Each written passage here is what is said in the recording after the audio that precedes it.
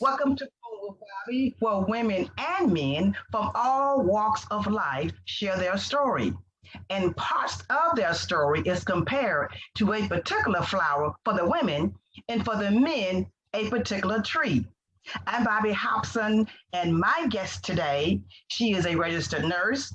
She has a bachelor's degree in nursing, and she is the founder and president of a nonprofit organization called Purpose by His Design. My guest today is Nia Green. Hi, Nia. Hi, Miss Bobbie. It is so good to be on here with Bloom with Bobbie. I'm very excited for our conversation on today.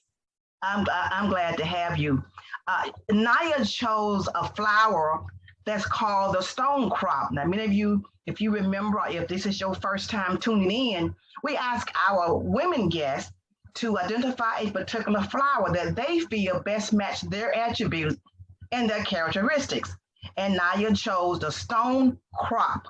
So Nia's going to tell us how she and the stone crop, how they connect. So Nia, tell us about that. Well, the stone crop, it is, from what I gather, it is one of those tough, resilient plants. It is, it's also good it's got a calming effect. Even though it's tough, it can still, like, it's good for the skin. It helps to calm, it helps to firm and tighten the skin. It's got a lot of different things that it can be used for, but the main thing is that it is very resilient. It's tough. I seen something where it said it's almost hard to kill, and I feel like that really represents me, is that I am tough. And throughout all of my many trials and different things I've been through, it's been hard to keep this girl down. So, and I think that that's why I kind of identify the most with the stone crop, because it's so resilient and it's tough, and that it has the ability to last. I like that. Yeah. We resilience is a very good attribute to have because many of us have fallen by the wayside because we weren't able to get up after we have fallen. And so now I want to move on to my next question, and that is people that have, in our lives, there are people that have opened doors for us that if we had not had that experience, we would not have been able to walk through those doors. People that we admire, people that we have a great deal of respect for, who has really helped us to develop. So tell me about some of those people that have impacted your life the most. Well, when I think about the people that really have impacted my life the most, I really have to go back to my mother, my grandmother, and my aunts, because they really gave me that foundation of faith. They gave me that foundation of that resilience that I do have. They were the ones that really taught me, what it was to be a strong woman. And they really instilled in me, like I said, that faith and that trust with God. With my grandmother, when I think back, I've been doing ministry before I even knew what ministry was when it came to her, because she was always picking me up for church, to come sing, to come do this, do that. And even as a young girl, young teenager, I had no idea really that was ministry. I just was doing what my grandmother was asking me to do. But she instilled in me that, whenever asked to do something, I don't mind to do it in the church, because I've been doing it for so long. So that is something that I have that background of. And so it has to be my mom, my aunts, my grandmother. They are the ones that really gave me that faith background, that trust in God background, watching them go through life and how they really trusted God. They really gave me that background. Yeah. Nia, tell us about Purpose by His Design. That is a ministry that you founded, and you also the president of it. I want to know a little bit about Purpose by His Design. Well, Purpose by His Design, I started that, I want to say I started blogging with it back in 2016. So my name in Swahili means purpose. And I took that as, you know, me, Nia, purpose by God's design. And so I started blogging under Purpose by His Design. And now I have moved on to where I do videos, encouraging messages, and that's more so, that is my ministry that that God has birthed out of me, out of a play on my own name, Purpose by His Design. Wow. What drives you, Nia? What drives Nia to do what she does? The main thing that drives me is, it really is God, but it's also my children. My children are a driving force because I am on a path to give them,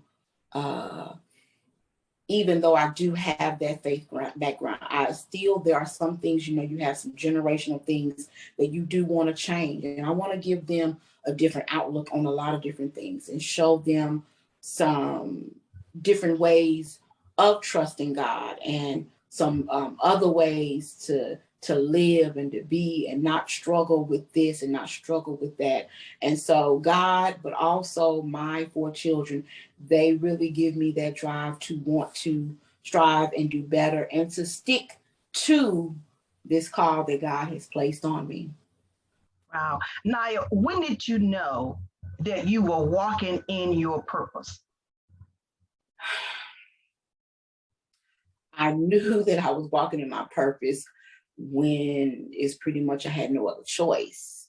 Where it was either, you know, where it's this crying like, okay, God, okay, and I'm gonna do this. I'm doing this. When it was just, it's like, if there is no other choice, it's either that I do or He's gonna whoop me. It's that is how I know. The moment that I know that I'm walking in His purpose, and it's a struggle sometimes, you know, because we want to do what we want to do at times. But when I know I'm walking in His purpose and my purpose, it is when, you know, it is difficult, when it is easier just to I don't want to do this, but I have to keep pushing. So that's when I know that it is purpose, because it's hard. It's not always easy. It's hard. So I know that it's purpose when it's hard. Yeah. You know, one of the things that I want this platform to do is to help someone else. When individuals or groups or whatever hear the guests that are on this show, they may hear a story, they may hear a testimony, I should say, and their testimony would help someone else. And because I love to see people overcome. They may think they're the only one that's going through something. So I want to ask you, is there anything that you have gone through that you have overcome? You may be still overcoming, but you believe that testimony or your testimony can help someone else. Well, you know, and when you said that might be still overcoming, the one thing that I am in the process of right now overcoming is I have just been divorced for 1 year, was married 22 years, and never would I have thought that I would be in this place of being now a divorced woman. We both were involved in our church, both loved the Lord, children, seemingly had everything together, but there was just still some things that were not lining up where God needed it to be lined up. And so last year I had to walk away from my marriage, and it was a very difficult decision. It was very taxing, even on our children. And it's been a very different shift in everything that I, in my mind, had planned for my life, and to now be in a different space. And like right now, the kids, all of them are gone. So now I'm an empty nester and also divorced. And it's like, this is definitely not where I saw my life going. But the main thing that God has really, really, really been impressing upon me is that even though this is a difference and a change from what I thought, He still has a plan. God is not without a plan in all of this. And even though my plan maybe didn't work out, that doesn't mean that God's plan hasn't worked out. And so, and that is the thing, it's just that right now I am walking out this new path of empty nester and doing it single, even though that is not what I planned. But like I said, my plan does not mean that God is without one. He definitely has a plan in it all. He does. He does. He does. Nia, what would you tell your younger self? You know, I have been asked this quite a bit lately, and I would just tell her, you know, it's going to be okay. I'm one that I do not live in any regret, because I told my oldest daughter the other day, I said, regretting anything for me would mean that I may not have you all, I may not have this. All the experiences have made me who I am. And so I would tell her, you know what, just live life, you know, take the joys, take the hurt, take the pain, live your life. And at the end of it all, know that even though you've been hurt, even though other people have hurt you, that God is still worthy of the trust. He's still worthy of the love. I would just tell her just to keep walking it out and not do anything different, nothing different. Well, that's all right, Nia. Where do you go from here? I know you're going through a lot, but one of the things I forgot to mention in your introduction is that you have a beautiful voice. I mean, you really do. So I want to know, where is Nia headed? I know you're coming out of some stuff, going into some stuff, you're doing some things. So where do you go from here? You know, I am still just trying to be obedient to getting a rhythm with this, doing my recordings like God is telling me to do, like when he tells me to do it, just trying to be consistent with what he has already given me. And I do plan to, I want to do a conference, just, you know, whenever God says, that is something that I'm looking into.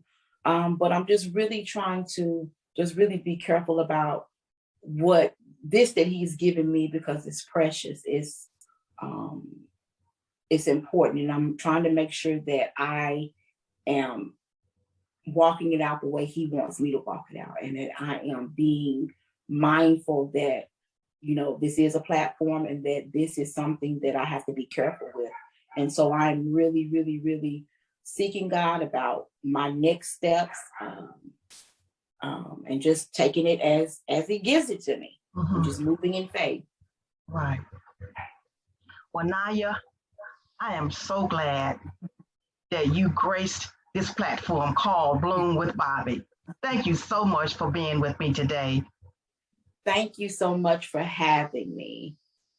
Yes, indeed. And thank you all for watching. We post a new content every week, and I do encourage you to tune in, because you may hear a testimony that just might change the outcome of where you are today. So I thank you so much for tuning in. Until next time, be blessed.